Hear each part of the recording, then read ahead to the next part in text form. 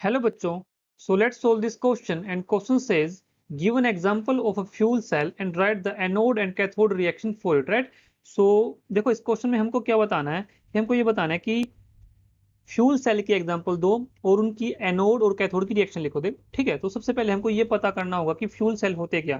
देखो यहाँ पर जो की कॉन्सेप्ट रहेगा हमारा इस क्वेश्चन में, ये क्वेश्चन रहेगा इलेक्ट्रोकेमिस्ट्री में किसका रहेगा, सेल का, राइट। सो सेल में भी किसमें रहेगा, ये फ्यूल सेल का। तो सबसे पहले हमको ये पता करना होगा कि फ्यूल सेल क्या होते हैं। एक्चुअली में फ्यूल सेल क्या होते हैं, देखो फ्यूल सेल ये एक तरह से गैल्वेनिक सेल ही होते हैं। They are like the galvanic cell which convert the chemical energy of fuel, chemical energy of fuel. अब फ्यूल हमारे पास यहाँ पे क्या हो सकता है, हमारे पास हाइड्रोजन हो सकती है, मीथेन हो सकता है, ठीक है, मिथेनॉल हो सकती है, मिथेनॉल मीथेन, राइट। सो ये हमारे फ्यूल हो सकते हैं। ये इसकी इनकी केमिकल एनर्जी को किसमें कन्वर्ट कर देंगे, galvanic cell which convert the chemical energy of fuel directly into the electrical energy.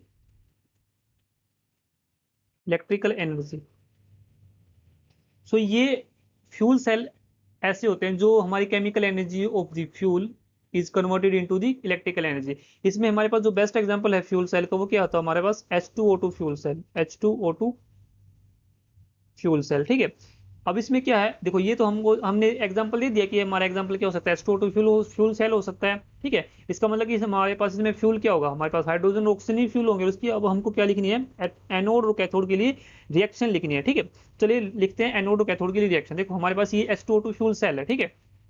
हमारे पास क्या है, ये यहाँ पर हमारे पास क्या है, H2O2 फ्यूल सेल है, ठीक है। अब इसमें देखो यहाँ पर एक तरफ से हमारे पास क्या है, ऑक्सीजन का इनलेट है और एक तरफ से हाइड्रोजन आ रही है, ठीक है।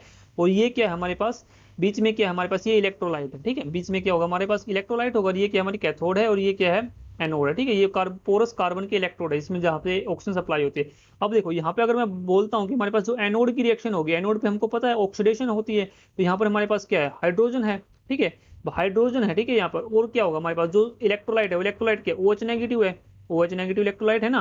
तो यहाँ से हमारे पास रिएक्शन कुछ इस तरह से होगी। देखो जब ये रिएक्शन होगी तो यहाँ पर हमारे पास क्या बनेगा, यहाँ पर बनेगा हमारे पास 4H2O प्लस 4 इलेक्ट्रॉन, ठीक है। तो यहाँ पर ये 4H आएगा और यहाँ से मैं लिख सकता हूँ इसको बैलेंस करने के बाद ये कुछ इस तरह की रिएक्शन होगी, ठीक है। 2H2 plus 4OH negative giving 4H2O plus 4 electron. अब देखो कैथोड पर क्या रिएक्शन होगी, कैथोड पे क्या होती है, जनरली रिडक्शन होती है। रिडक्शन में देखो यहाँ से हमारे पास जो ऑक्सीजन होगी, ऑक्सीजन क्या करेगी, 2 मोल ऑफ H2O के प्लस में यहाँ पे क्या करेगी, 4 इलेक्ट्रॉन को एक्सेप्ट करेगी और ये हमको यहाँ पे क्या मिलेगा, OH नेगेटिव मिलेगा 4 मोल्स में, ठीक है। अगर मैं इसकी ओवरऑल रिएक्शन लिखना चाहूँ, क्या लिखना चाहूँ, नेट रिएक्शन क्या होगी। देखो यहाँ से अब अगर मैं इसकी नेट रिएक्शन लिखना चाहूँ तो नेट रिएक्शन में क्या लिख सकते हो, देखो 4 इलेक्ट्रॉन से 4 इलेक्ट्रॉन कैंसिल आउट हो गए यहाँ से। और देखो अब ये इससे ये कैंसिल आउट हो गया, यहाँ से हमारे पास क्या बचा, हमारे पास बचा 2H2 प्लस O2 गिविंग, ये 2H2 साइड चला के क्या हो जाएगा, 2H2O लिक्विड।